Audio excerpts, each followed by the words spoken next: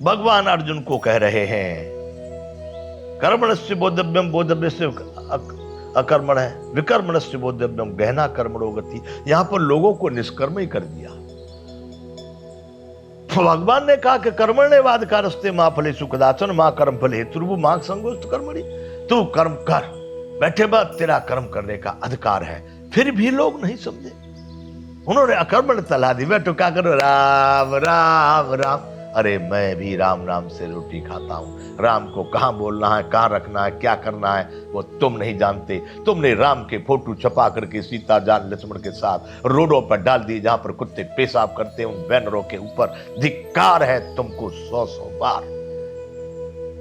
भारत की स्थिति आज क्या है और उस समय क्या थी। महाभारत जो था उसमें उस कुरुक्षेत्र में युद्ध की आवश्यकता क्यों पड़ी। बेईमानी, अधर्म, अनीति, अनैतिकता, अत्याचार, यही सब कारण तो रहे जबकि कुरुक्षेत्र के मैदान में युद्ध हुआ उस महाभारत का।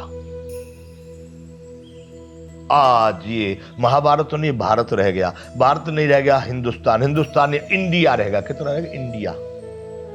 अब इस इंडिया की हालत क्या है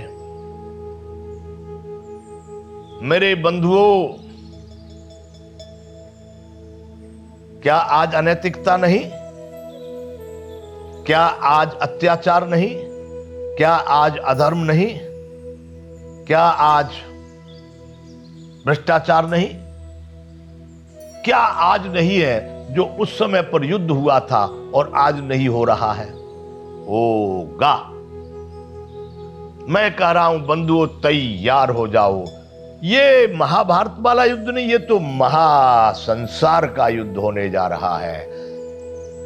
होगा। पर वो बचेंगे जो सत्य पर होंगे, धर्म पर होंगे, जो नीति को जान, प्रकृति प्राणी के साथ जिन्होंने तदात्म आत्मीयता की होगी, वही शेष रहेंगे। बाकी जो विलासता में पड़े हुए, रेगिस्तान में प्यास की तरह से मरते हुए, भटकते हुए लोग इस संसार से विदा ले लेंगे। इसलिए बंधुओं, मैं कहना चाह रहा हूं कि आज आइए फिर इस कुरुक्षेत्र के इस अर्जुन श्री कृष्ण भगवान के संवाद को हम समझ लें और हम उस परमार्थ की ओर निकल जाएं जहां पर ये संसार के उत्पत्ति विनाश वाले साधनों के जो दुख और सुख व्याप्त नहीं होते।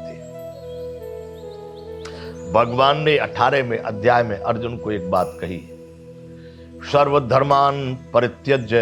18वें में क्यों कही?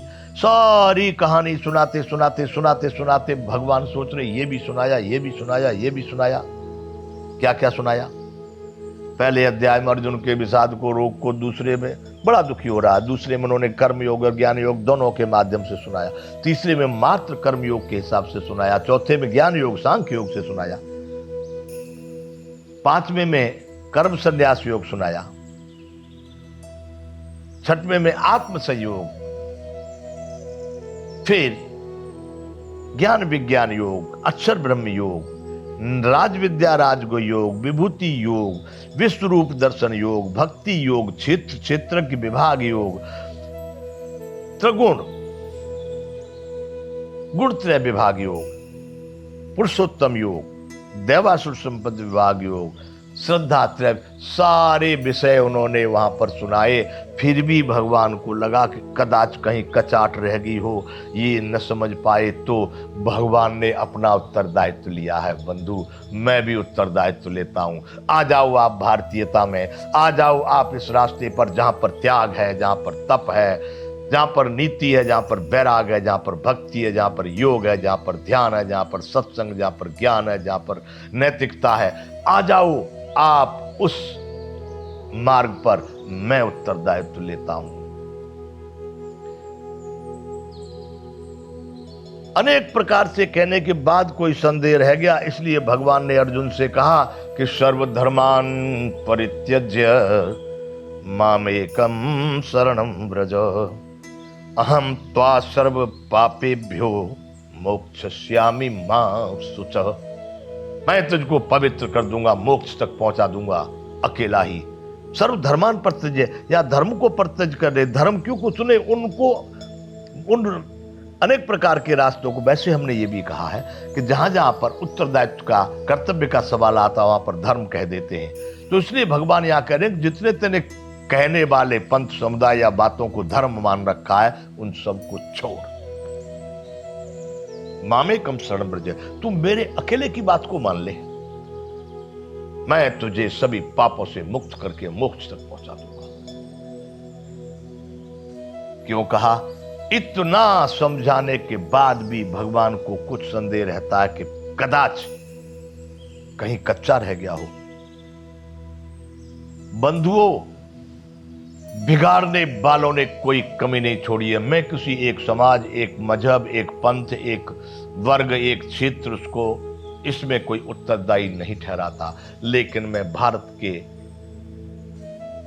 कुछ लोग ऐसे भारत में आ गए या भारत में हो गए या भारत में हैं जो आज भी समाज को, मानवता को, मनुष्य को कायरता की ओर ले जा रहे हैं। अरे भाव तो है ही है, लेकिन कर्तव्य उससे बहुत ऊपर है। तो बंधुओं, मैं उस गीता के श्लोक शुरू हों उससे पहले मैं अपनी बातों को रख करके लोगों से जानना और लोगों से कहना चाहता हूं कि आप इस भावनात्मक संसार में मत बहो, क्योंकि इससे तुम कुछ बना बिगाड़ नहीं सकते। लेकिन कर्तव्य का आचरण करने से, सत्य का आचरण करने से आप अवश्य अपने जीवन को पार ले जाओगे। कहा गया है प्रेम, प्रेम से भगवान प्राप्त हो जाते हैं। प्रेम बहुत अच्छी चीज है, लेकिन वो प्रेम क्या है, उसको कितने लोग जानते हैं, उसको कितने लोग मानते हैं। और तुम अकेले प्रेम से पार हो भी गए तो तुम भारत में आए थे कि नहीं आए, और क्या किए क्या नहीं किए, इसका क्या तुम्हारा कोई मतलब रहेगा?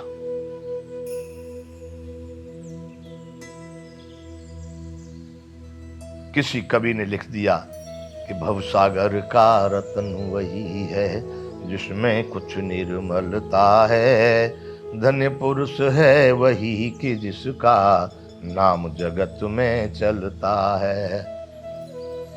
तो क्या आप अपने पूर्वजों की कीर्ति को, आप अपने राष्ट्र की ध्वजा को, आप अपने प्रकृति और प्राणी को सदैव उन्नत नहीं देखना चाहते?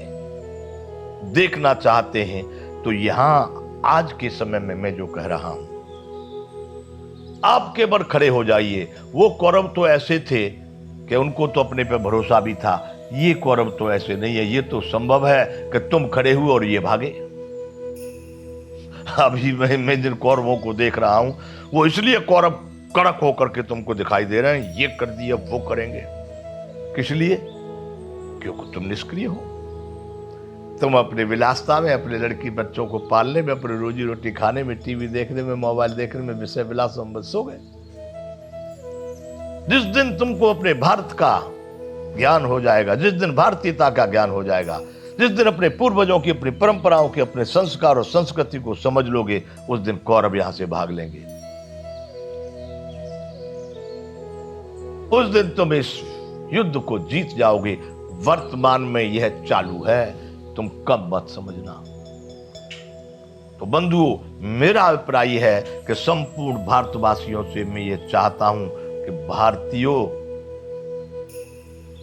अनेक पंथ हैं, मैं अनेक पंथों में नहीं जाना चाहता। अनेक ग्रंथ हैं, ग्रंथ तो सब यही कहते हैं। किसी ग्रंथ ने कायरता तो नहीं सिखाई है, किसी ग्रंथ ने नपुंसकता तो नहीं सिखाई है, किसी ग्रंथ ने प्रमाद और आलस तो नहीं सिखाया कि तुम बैठे बैठे रोते रहो, भगवान ये हो गया। उठ के खड़े हो जाओ। संपूर्ण तुम जब प्रकृति परमात्मा को समझ गए, प्राणियों को तुमने जब परोपकार के रूप से कार्य करना शुरू कर दिया, तो कौन तुम्हारे साथ नहीं होगा? सब भी, संपूर्ण प्रकृति आपके साथ है। बंधुओं, आप, केवल आप, तस्मात् उत्तिष्ठ कौन्तेय युद्धाय कृत निश्चय, इसलिए कौन्तेय तू खड़ा हो जा, युद्ध का निश्चय कर। मैं यहां तुमको कोई गोली चलाने की, तीर चलाने की, तलवार चलाने की बात नहीं कह रहा हूं। पहले कहता ये रहा हूं कि अपने इस मोह दलदल से निकलकर अज्ञान को दूर करके भारतीयता के लिए सावधान होकर के इस पाखंड, दंभ, कपट और अनेक प्रकार के ढोंग से बाहर निकल जाओ। यहां विराम करेंगे। जय विश्व बंधु।